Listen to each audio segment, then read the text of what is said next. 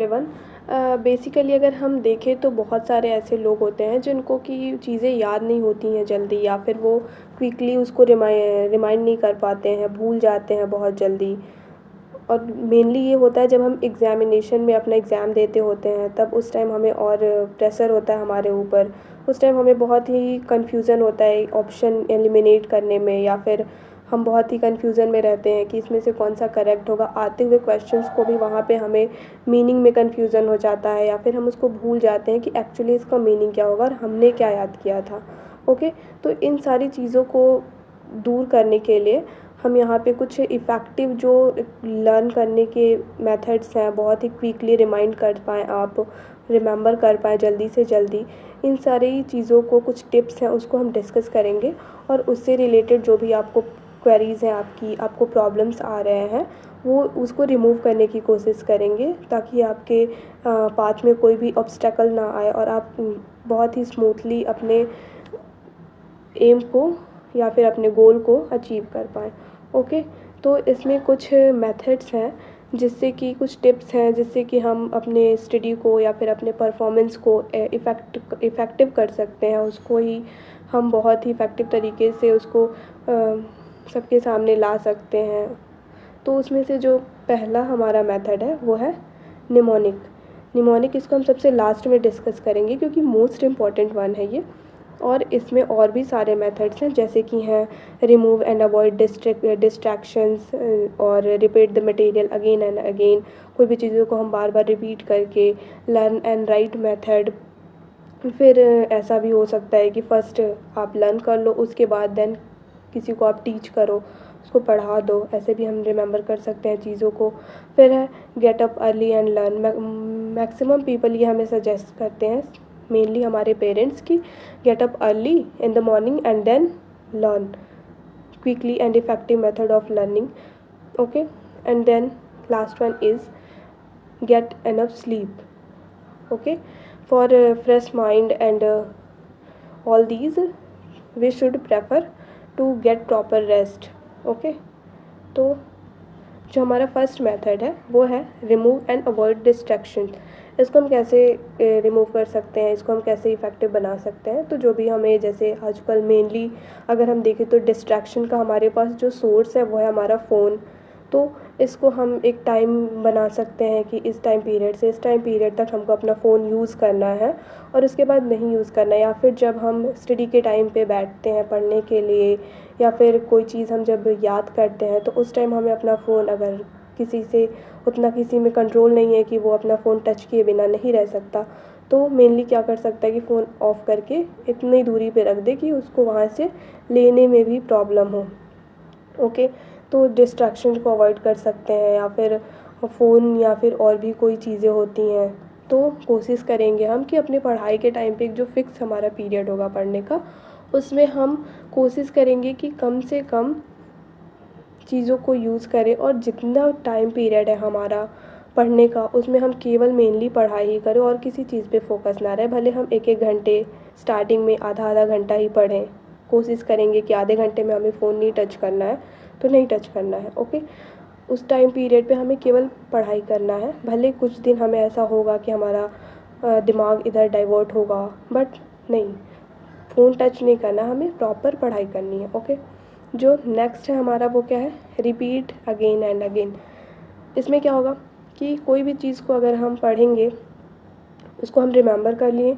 Okay, human mind है, कोई भी चीज़ हम एक बार याद करेंगे तो वो नॉर्मल सी बात है कि सबको एक बार में कोई भी चीज़ याद नहीं होती है, वो हमें बार बार भूल जाता है।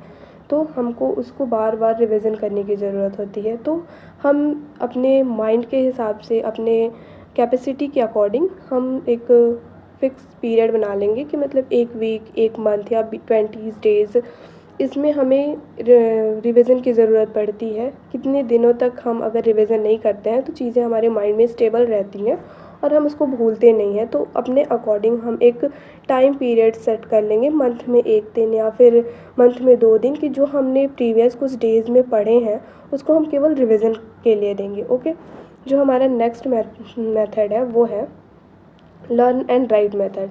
मेनली ये सबसे इफ़ेक्टिव मेथड है, ये भी एक इम्पॉर्टेंट मेथड है। कोई भी चीज़ को अगर हम याद कर लेते हैं एक बार और उसको हम लिख लेते हैं तो वो क्या होता है कि हमारे दिमाग में रहता है। और लिखने का भी एक बार पढ़ लिया उसको, फिर लिख लिया, फिर उसको मैच करेंगे हम जो हमारा मटेरियल है, जहाँ से भी हम लिखे हैं, जहाँ से याद किए हैं। और इसमें ऐसा तो होगा नहीं कि पूरे के पूरे जितने हमने याद किए हैं प्रॉपर उसी तरीके से लिख देंगे, कुछ कुछ वर्ड्स छूट गए रहेंगे या फिर कोई चीज़ें हमसे मिस हो गई होंगी, तो उसको हम हाईलाइट कर लेंगे। उसको हाईलाइट करने के बाद फिर मैच करेंगे और उसको रीड करेंगे कि हमने क्या क्या गलतियाँ की हैं। उस गलतियों पे फिर वर्क करेंगे, उसको रिवीजन करेंगे एक बार, फिर लिखेंगे। तो जो पहले गलतियाँ हुई हैं वो कम हो जाएंगी और ऑलरेडी जो बची हुई चीज़ें थी गलतियों के अलावा वो तो ऑलरेडी आपको याद हो चुका है। तो ऐसी चीज़ों को बार बार लिख के, और ये लिखने वाला जो तरीका है वो बहुत ही कम चांस होता है दिमाग से स्किप होने का। वो मेनली जो लोग मेंस राइटिंग करते हैं वो उनके लिए काफ़ी इफ़ेक्टिव होता है ये। ओके, जो हमारा नेक्स्ट मेथड है वो है get up early and learn method. Maximum people हमें यही सजेस्ट करते हैं कि सुबह उठो और याद करो, क्योंकि सुबह हमारा माइंड बिल्कुल रिलैक्स मूड में होता है और हमारा इफ़ेक्टिव माइंड होता है। उस टाइम कोई भी चीज़ें हम बहुत ही तेज़ी से कैप्चर करते हैं। तो उस टाइम ये होता है कि अगर हम दिन में कितनी रात में पढ़ते हैं उसके बजाय अगर हम 1 घंटे 2 घंटे प्रॉपर तरीके से फ़ोकस हो करके अर्ली इन द मॉर्निंग में दे देते हैं तो वो हमारे लिए ज़्यादा बेनिफिशियल होगा, बहुत ही हेल्पफुल होता है वो हमारे लिए सुबह का टाइम। तो बट आजकल बहुत रेयर केसेस में लोग सुबह उठ के पढ़ना प्रेफर करते हैं, मेनली लोग रात में ही पढ़ते हैं, no problem, but this one is also effective. Okay, next जो है हमारा first learn and then teach someone else. इसमें क्या होता है, पहले तो आप कोई भी चीज़ आपको पढ़ना है वो आप पढ़ लो, उसके बाद फिर क्या करो कि किसी और को, आपके घर में कोई भी है उसको आप पढ़ा दो। कोई भी चीज़ जब हम किसी को पढ़ा देते हैं तो वो हमारे माइंड में सेट हो जाता है और हम बहुत ही कम चांसेस होते हैं कि उसको हम भूलें। क्योंकि किसी को हम पढ़ाए होते हैं या फिर किसी को पढ़ाने की इंटेंशन से हम जब पढ़ाई करते हैं तो हम कोशिश करते हैं कि हमारा उसमें कोई भी एरर ना हो, कोई भी गलती ना हो। तो माइंड सेट करके हम पढ़ते हैं कि हमें किसी को पढ़ाना है तो गलतियों की चांसेस बहुत कम होने चाहिए। ओके, तो ये भी एक इफ़ेक्टिव तरीका है, इससे भी हम वर्क कर सकते हैं। जो हमारा नेक्स्ट है वो है gate enough sleep. Enough sleep लेना बहुत ही इम्पॉर्टेंट है, प्रॉपर हमें स्लीप लेना है, क्योंकि जब तक हम पूरा प्रॉपर तरीके से स्लीप नहीं लेंगे, नींद हमारी पूरी नहीं होगी तो हमारा माइंड डाइवर्ट होते रहेगा, शरीर में लेजीनेस बना रहेगा, माइंड भी इफ़ेक्टिव वर्क नहीं करेगा, बहुत शार्प नहीं रहेगा। ओके, डल फील होगा, एनर्जेटिक फील नहीं होगा। तो ये सब के इफ़ेक्ट हमें अपने स्टडी पे देखने को मिल जाएंगे।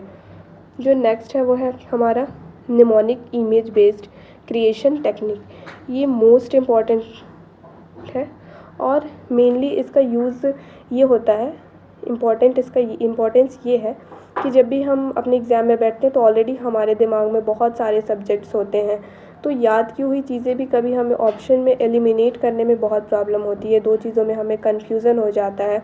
तो जब कोई भी चीज़ हम निमोनिक लगा करके याद कर लेंगे तो वो एक हमारे दिमाग में इमेज क्रिएट हो जाएगा और जब भी हम उस पर्टिकुलर वर्ड को देखेंगे तो वो वही जो हम निमोनिक लगाए होंगे, वो पर्टिकुलर इमेज क्रिएट किए होंगे, वही हमारे दिमाग में आता है और हम वहाँ से ऑप्शन चूज़ करने में हमें बहुत ही बेनिफिट हो, बहुत ही हमारे लिए इफ़ेक्टिव साबित होता है ये निमोनिक टेक्निक। और इसका यूज़ करके मेनली हम स्टैटिक याद कर सकते हैं, सबसे ज़्यादा वोकैबलरी याद कर सकते हैं। वोकैबलरी अनलिमिटेड है, उसका कोई अंत नहीं है। तो ऐसे रटेंगे कभी भी, अगर हम आज 10 वर्ड याद करते हैं बिना निमोनिक के, इतना डेफिनेटली है कि 1 सप्ताह 10 दिन के बाद 1-2 अगर प्रॉपर डेली करते हैं, 7 के अगर हम आज 10 वर्ड्स लेते हैं और उसको हम याद करते हैं विदाउट निमोनिक, सेकेंड डे भी करते हैं, थर्ड डे भी करते हैं, फिर भी एक टाइम पीरियड के बाद उसमें से कुछ वर्ड्स ही होंगे जो हमें याद होंगे, बाकी भूल जाएंगे। बट अगर हम निमोनिक लगाते हैं तो क्या होता है कि निमोनिक लगाने के बाद हम चीज़ों को एक दिन में हम कोशिश अगर करें तो 50 to 100 वर्ड्स ईज़िली याद कर सकते हैं निमोनिक लगा करके। स्टार्टिंग में कम रखेंगे, जब निमोनिक हमें समझ में आने लगेगा कि कैसे ट्रिक को यूज़ करना है और उसको रिवीजन 1-2 बार कर लेंगे तो खुद से हमें निमोनिक बनाने आ जाएगा वर्ड्स के। और वो बहुत ही इफ़ेक्टिव और ईज़ी मेथड होता है चीज़ों को कैप्चर करने का, याद करने का। और हम कम टाइम पीरियड में बहुत ही ज़्यादा चीज़ों को याद कर सकते हैं। हम स्टैटिक में भी इसको अप्लाई कर सकते हैं, जैसे इंस्ट्रूमेंट हो गए, उनके प्लेयर्स के नेम। तो ये सब चीज़ें बहुत ही लिमिटेड तो है नहीं, स्टैटिक बहुत ही लेंदी है। तो कम से कम जिसमें हम यूज़ कर सकते हैं निमोनिक उसमें हम यूज़ करेंगे, ताकि हमारा टाइम कम लगे और हम ज़्यादा से ज़्यादा चीज़ों को अपने दिमाग में ला सकें।